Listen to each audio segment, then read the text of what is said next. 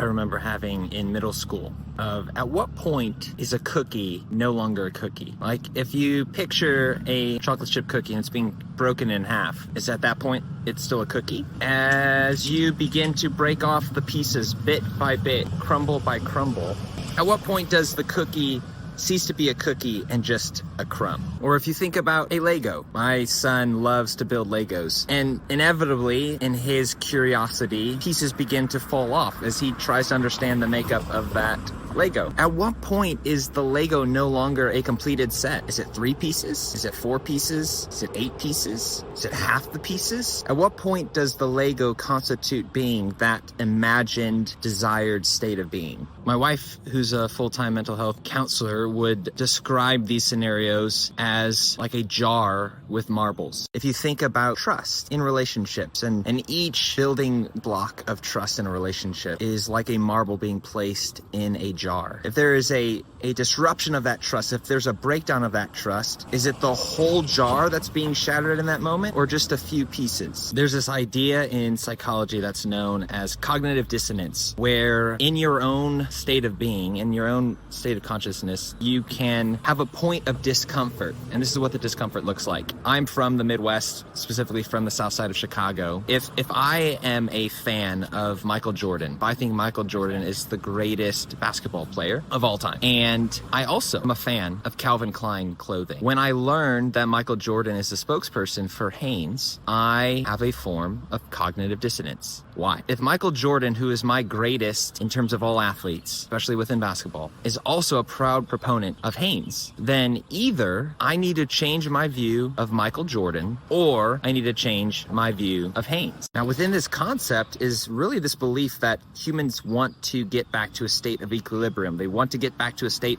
of homeostasis. So I either need to vilify Michael Jordan or find fault with my clothing preferences in order to restore this state of cognitive comfort. Where do we see this at play beyond the scope of basketball players and clothing preferences? Well, for one, we see this in the example of politics. We see this in the example of institutions. We see this in the example of friendships. If you would subscribe to a certain political party and you also subscribe to a certain set of beliefs around human nature or morality or ethics, and that said party operates in a way contrary to those ethics, you either adjust your ethics or you adjust your political or party affiliation. If you are a member of an institution and also are best friends with somebody in your life and that individual has a negative experience with that institution, you either shift your considerations or affiliation with that institution, or you shift your perspective on the words and testimony of that friendship. If you have somebody in your life who you appreciate and their beliefs come in conflict with your belief system, you either shift towards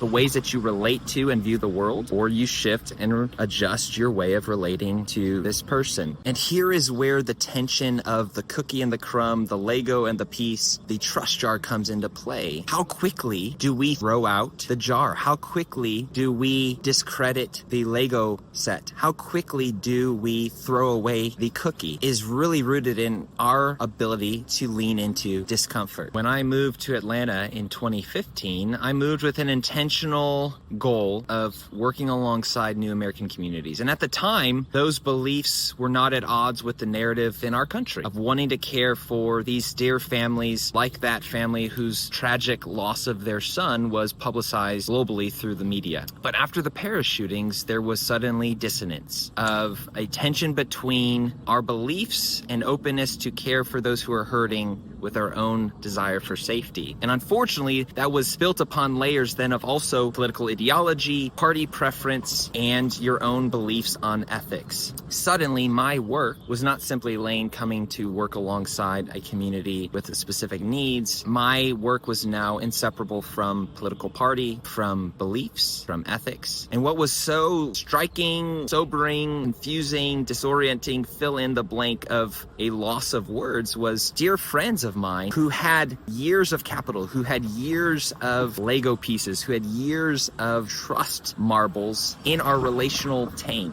suddenly reduce me to a piece, reduce me to a soundbite, reduce me to a political party. And what's unsettling about that is what it really reveals is our own longing for comfort will supersede relationship. And we can talk all we want about our preferences for convenience, our preferences for instant gratification, our fast food culture, but we oftentimes don't recognize our own inability to live with discomfort. This is ultimately why most of our approaches that try to address recognizing differences or leaning into diversity or talking about ways to make space for different groups of people fall short. Because at the end of the day, we are coming at it in a logic-based, rational approach, when at its core, we're dealing with a deep sense of feelings, a deep sense of embodied sensations that mere logic cannot address. So, in other words, if we are wanting to talk about differences but are not making room in our own bodies for competing emotions of fear and joy, of anxiety and hope, then we in no ways can make room for differences of space around us. In other words, we have to embody discomfort before we can inhabit spaces that are uncomfortable. It's why our team has developed a free workshop that's coming up here on April 16th